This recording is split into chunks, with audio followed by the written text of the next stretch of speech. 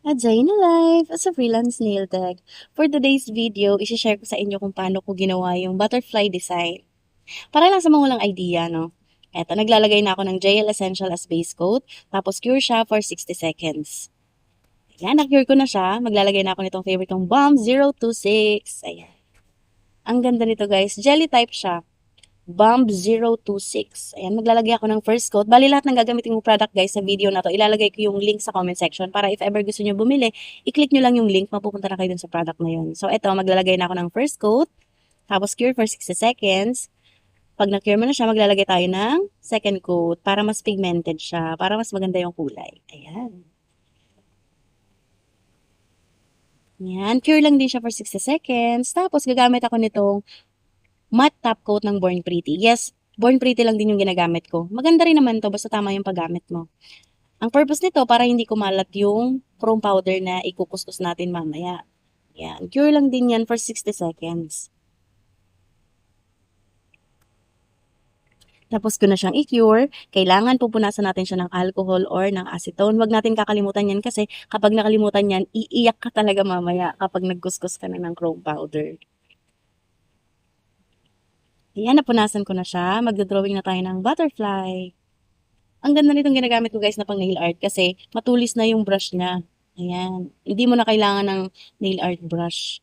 Kasi ganyan na siya. O, di ba? Ilalagay ko din sa link yung sa comment section yung link nito para kung gusto niyo bumili, di ba? Para hindi kayo mahirapan mag nail art. Ganyan. Maraming kulay yan. May black, may white, may red, may yellow, may green. Basta marami siyang kulay. Tapos ganyan, guguhitan lang natin siya ng hugis butterfly. Dahan-dahan lang ako guys mag-drawing kasi hindi talaga ako ganun kagaling mag-nail art. Ayan. Pero if ever magkamali tayo, pwede naman siyang burahin ng alcohol or ng acetone. Pero make sure na mabubura mo talaga siya ng maigi. Kasi kapag hindi, may maiiwan na malagkit na part dyan. Magiging makalat pa rin siya mamaya kapag nagkuskus ka na ng chrome powder. So, ayan. Kaya dahan-dahan na lang para hindi na kayo bubura na magbubura. Ayan na siya. May bantot na siya. Lalagyan ko lang siya ng tulis. Yan. Pwede niyo yung doblehin tong line na to para mas emboss. I-cure nyo muna siya, di ba, yung first coat. I-cure nyo muna ng 60 seconds. Tapos ulitin nyo na lang din. Ay, natapon. Yan. Ulitin nyo para mas, kung gusto nyo mas maumbok. Tapos magla-line lang ako ng 2 line dito sa loob para mas maganda yung atake niya. O, di ba? Mukha na siyang butterfly. Tapos cure na natin siya for 60 seconds. Ayan, na-cure ko na siya. Gagamitin natin tong Nicole Diary na chrome powder. May kasama na siyang sponge. Pero kung wala ka namang sponge, okay lang. Pwede naman kamay lang. Ayan, kukuskus lang natin siya dyan. Ayan, tapos ilalagay natin siya doon sa butterfly.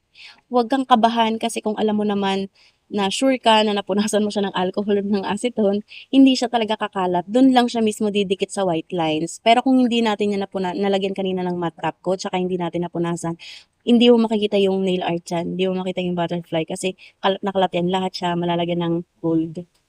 Ayan, yun yung purpose ng matte top coat tsaka ng pag-wipe ng alcohol. Ayan. Butterfly na siya. At para mas mukha siyang maganda, lalagyan ko siya ng reflective glitters. Ayan. Ito siya. Lalagyan ko yung ginuhit ko sa gitna, pati yung buntot. Para kumikinang siya.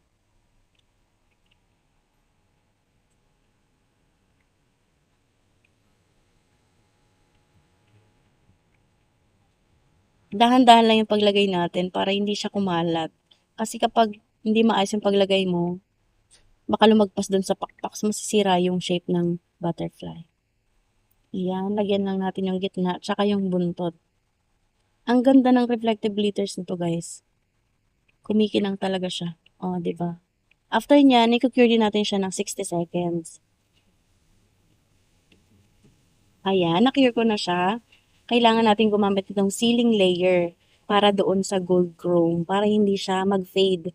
Yung iba kasi kapag hindi nalagyan nito, kapag nakukuskus natin lagi yung kuko natin sa pader or kung saan, nagfe-fade yung gold. Kaya kailangan natin i-sealed. Yan, lalagyan natin siya dyan, yung gold, para hindi siya mabura. After niyan, cure lang din siya ng 60 seconds. Tapos 'pag na-cure na natin, lalagyan natin siyang top coat, ayan. Bale Born Pretty rin yung ginagamit ko, super top coat ang Born Pretty.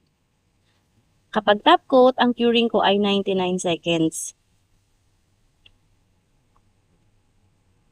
Ayan, 'di ba ang kintab niya? Umikinang yung reflective glitters. Tapos ayan na siya, ready na siyang lumipad.